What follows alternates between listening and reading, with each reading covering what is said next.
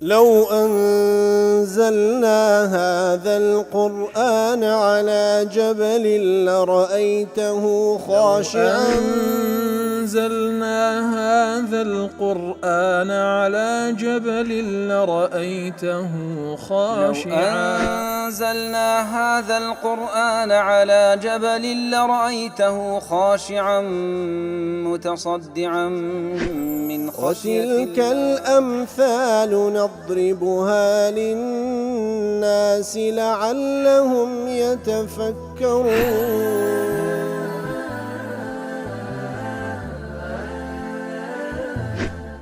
الحمد لله والصلاة والسلام على رسول الله وعلى آله وصحبه ومن والاه. السلام عليكم ورحمة الله. برزان خوش حالم لواني حفصته هشتاو بينس لواني كاين تفسير القرآن في رزبين وخزمتان ومن بس رزامة رب العالمين وهوادان مئوي آزي السودي لور بقرن. أعوذ بالله من الشيطان الرجيم. بسم الله الرحمن الرحيم. قد افترينا على الله كذبا إن عدنا في ملتكم بعد إذ نجانا الله منها وما يكون لنا أن نعود فيها إلا أن يشاء الله ربنا وسع ربنا كل شيء علما على الله توكلنا ربنا افتح بيننا وبين قومنا بالحق وأنت خير الفاتحين. بلخوشي وسناو كل دواني رابج دخل دوات بيروزة دابوين كاتكوا قومي شعيب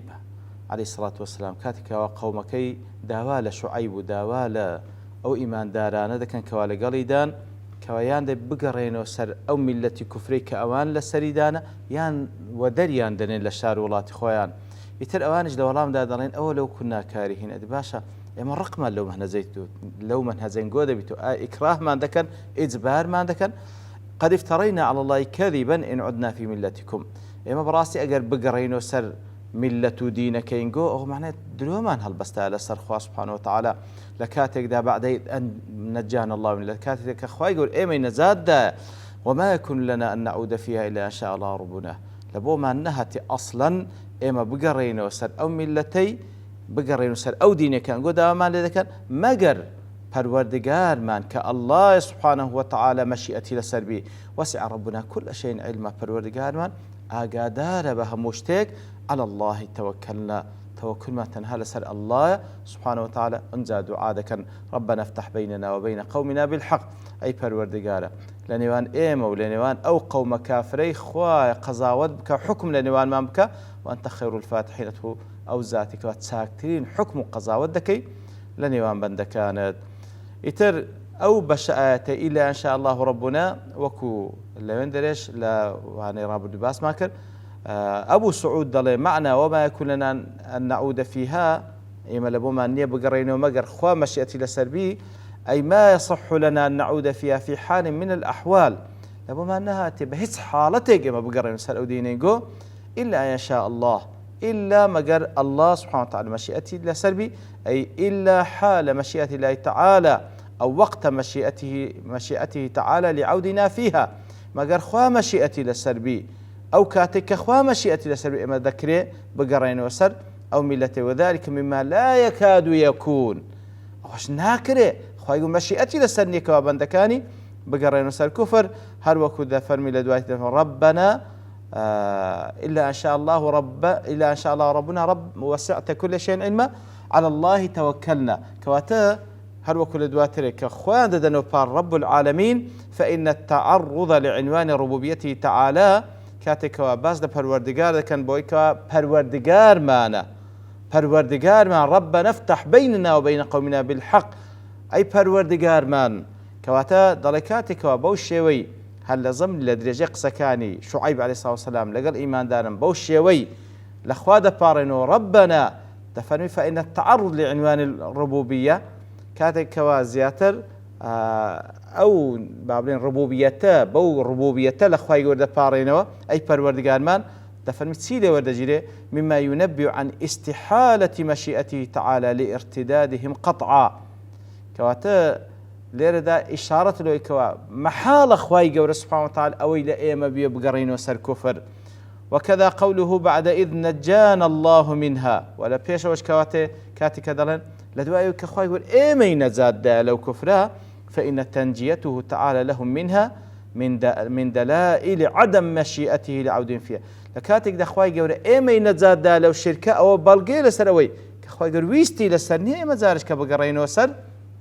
أو كفر الشركة كوا بيشتري لقل قومك لسري دابون لا معارج تفكر ضلع إن عودنا عن دين ربنا ودخولنا في ملتكم أمر نرفضه رفضا قطعيا أيش بوشوي لك دايتو فاتا قرانا ومان وازهنان مان لدين پروردگار مانو داخل بون مان لبو أو دين الشركي كأنقول سريدانا أو قضيك نرفضه رفضا قطعيا قطعيا يعني بهيت ما زال اشتداني كوائمة لا إما أوشت مرفوظة ولشدة إصرارنا على رفضه ولبوي كوابزان إما تنبتندي مصرين لسروي رفضي أو داوا كارينغو بكينو نخبركم من الآن لأستا وخبرتان بيدين بأنه ما يكون لنا في المستقبل مثل هذا الذي تطلبونه منا كواتا نأستاو نلداها توش تصاورواني أو ما بن كيما بقرينا سر أو دينينغو فهو لن يوجد بهج شويش أو حالتنات دي إلا إذا أردنا إيجاده ما دام الله جل جلاله يمدنا بإرادة حرة غير مجبورة حتى أخوائي قولة أو إرادة حر آزادي بإيما بخشي بهج شويك بإرادة آزادي خومان ناقرين وسر أو كفر الشركة كان قول سربون إذ إننا نخشى عقاب الله وعذابه يقولوا إيه مدى ترسين لعذاب خواهي قولوا لسزاي خواهي قولوا كسي قرأت سر أو شرك كفري بالتأكيد عاقبتك يتسيا الخلود في جهنم ما نويل جهنم حتى إلا إن شاء الله ربنا كوات إيما وما يكون نعود فيها بهج شويك نئل يستاو نلداها تجمع ناقرينو إلا أن شاء الله ربنا كل يقداته أي إلا أن يشاء الله ربنا أن نظهر لكم بألسنتنا وبعض تصرفاتنا ما يرضيكم لحكمة حمايتنا منكم مؤقتا كواتا أو بوشوي لقدايته زور زوانش لقدايته براستي لما عرفت تفكر إلا أن شاء الله ربنا زيادة التفسير كان كخين دمانوا كمجموعة أقوال ما خين دوا وعندنا كوات إما بيشوي آمادنين بقرين وسر أو كفر الشركي كبيشتري وكوت ما أتباع كان الشعيب طبعا الشعيب هرب خير سر قضية توحيد بوا بهيت شوي آمادنين بقرين وسر أو كفر الشركة بهيت شوي نلا استمنا لداهاتو مقر خوا إذن لسر وأنا هان ليك دا مقر خوا إذن لسر بكاوما إما بقرينوا لبرو إما لبن قبضوا إرادة خواي جورين سبحانه وتعالى والله مدير أكل يك داتو إما بهيت شوي جنا قرينوا مقر خوا سبحانه وتعالى مازال ما بدأ مگر خواهی گور خواهی سبحانه وتعالى مازال ما بدا هندێک تصرف بکەین کەوا ظاهرا ئەنگۆ پێ رازیبن مەبەستەکەش تێیدا کەوا پاراستنی ئێمە مەبەست لێرە چییە؟ یعنی کو وەکو خواهی گەورە لە سوڕەتی ئالی عیمران دەفەرمین بە هیچ شێوەیەک نابی ئیمانداران وەلا و دۆستایەتی و خۆشەویستیان لە بۆ کەسانێکی کافر هەبی بە هیچ شێوەیەک إلا أن تتقوا منهم تقات مگر هندێک جار بە ظاهری تەنها بە قسەیەکی ظاهری وا بکەن کەوا خۆتان بپارێزن تقیە بکەن تقیە کە لە سوڕەتی ئالی عیمران ئەو کاتە ڕوونمان کردەوە ئەو کاتی لەوێندە لەو ئاتە زیاتر ئەقوالی عولەمامان هێناوە کەواتە هەر وەکو لە دینی ئیسلامدا لە هەندێک حاڵەت وەکو مەسەن ئەو حاڵەتێکەوە عەمار خوای لێ ڕازی بێ لە زەمانی پێغەمبەر صلی الله علیه و سلم کاتێکەوە دایک و بابیان لە پێشی کوشت ئیتر ئەویشیان زۆر ئەشکەنجەدا ئەویش ظاهرەن هەندێک کەلیمات بەسەر زمانیدا هات کەوا ئەوان پێی ڕازی بوون هەندێک کەلیمات بەسەر زمانیدا هات کە ئەوان پێی ڕازی بوون باعتیبار ئەو گەڕایەوە سەر دینی ئەبوو جەهل و ئەبوو لەهەبی حاشاه بەڵام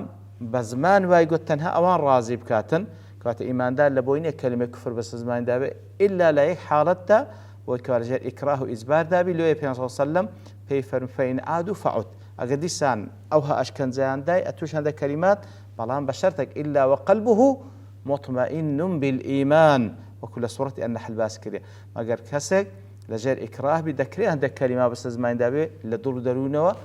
أو ضلي مطمئن دا مزراوي بإيمان ذكري هذا كلمة كواتلير دا عيني أو مسألة كلير باسي ذكاء بۆ شێوەی لێکدایتەوە کەواتە ئێمە بە هیچ شێوێک ئامادە نین بگەڕینەوە سەر دینەکەین گۆ مەگەر تەنها باڵێن وەکو توقیەک هەندێک لەو کەلیماتە ئەگەر خوای گەورە ئیزنی لەسەر بی چونکەوە شریعەتی خوایە شریعەتی خوایە ئەگەر خوای گەورە ئیزنمان بدا هەندێک کەلیمات دەرببڕین لە بۆنگۆ کە ئەنگۆ پێ ڕازی بن لە بۆ حیمایەتی خۆمان تاوەکو لەژێر هەڕەشەنگۆ دەربچین لە دڵەوەش ئەم هەر ئیماندارین حتى كنجين حتى أوقات يحكم الله بيننا وبينكم أما قلوبنا فستظل مطمئنة بالإيمان وما أعمالنا في السر فاستبقى على وفق دين الله تعالى كواتا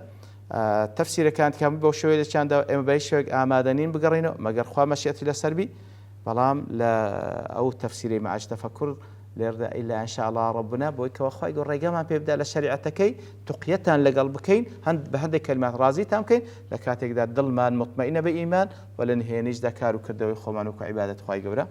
بردوام بين وسع ربنا كل شيء علما أي فعلم استعداد كل واحد في كل وقت أخوي يقول أقدار بهموشتك وكل تفسير قاسمي دله هريك لأيما أخوي يقول أقدار كوا بخوي استعدادي لبوتها لهمو كاتيك كواتا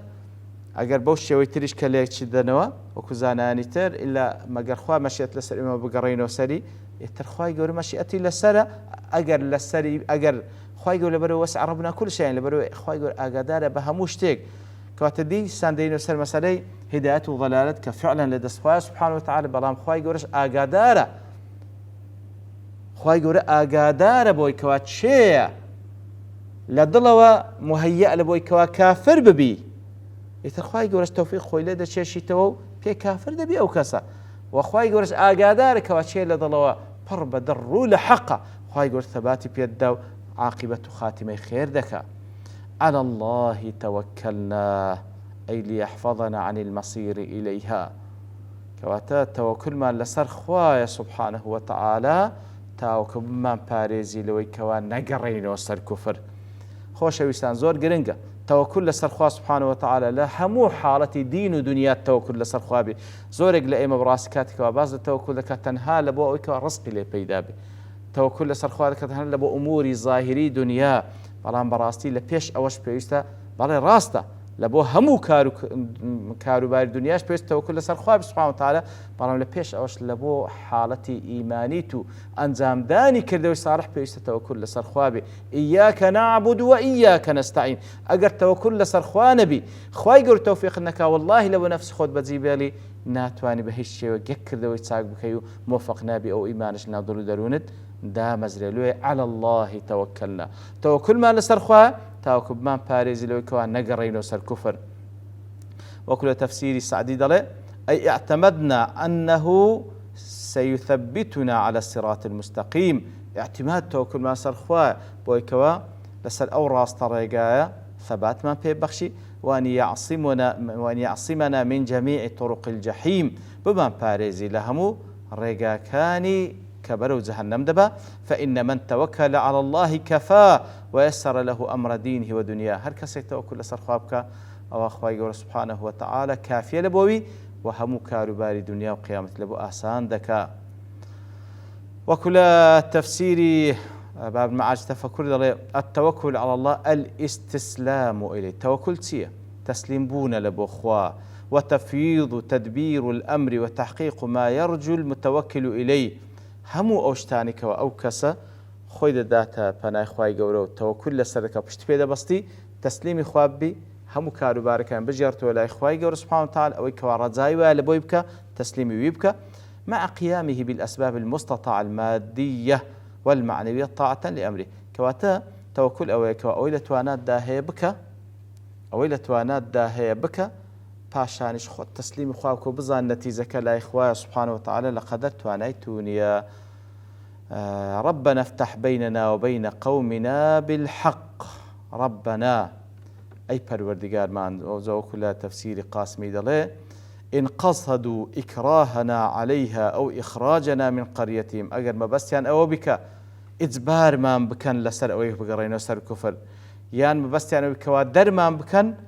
ربنا افتح بيننا وبين قومنا بالحق فغلبنا عليهم دەیخوا حکم لە نێوانمان بکە بە حەق ئێمە غالب بکە لەسەر ئەوان ئێمە نەسرەت بدە لەسەر ئەوان ئێمە جێگیر بکە لەسەر ئەو حەقە و نەسرەتمان بدە لەسەر ئەهلی باتل. بەڵ خۆشەویستان دیارە ئاەتەکە هێشتا تریما تێدا باسی بکەین بەڵام لەبەر تەوابوونی کات دەوەستین بە پشتیوانی خی گەورەوانی داهاتوو دێنەوە خزمەتی. وصلى الله وسلم على نبينا محمد وعلى آله وصحبه أجمعين وآخر دعوانا الحمد لله رب العالمين. لو أنزلنا هذا القرآن على جبل لرأيته خاشعا أنزلنا هذا القرآن على جبل لرأيته خاشعا أنزلنا هذا القرآن على جبل لرأيته خاشعا متصدعا من خشية وتلك الأمثال نضربها للناس لعلهم يتفكرون